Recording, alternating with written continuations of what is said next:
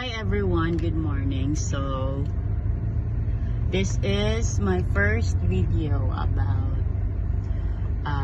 introduction to freelancing. So merong nag-message sa akin if how much yung session ko for one-on-one session to help her or him about how to start as a freelancer, as a virtual assistant. So instead of doing it one-on-one session, I decided to start a video series on YouTube. So this will be our channel, You Signify. So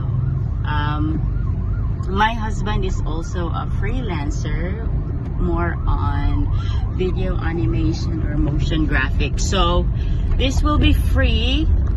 Every day I will be uploading videos. For example, introduction to freelancing, websites or free sites where you can apply or find your first client, and then software that we use or tools that we usually use as a virtual assistant. Or if you want to be a video editor, my husband Jigs will also talk about it. So first of all, of course, you have to have your laptop or computer, diba? Kahit na mura lang, cheapest, whatever, you can always start as data entry VA or something na hindi masyadong kailangan ng mamahalin na computer. So you can start as a writer if you like it, or Canva VA or graphics designer, something like that. So yun. And if you have questions, feel free to comment your questions.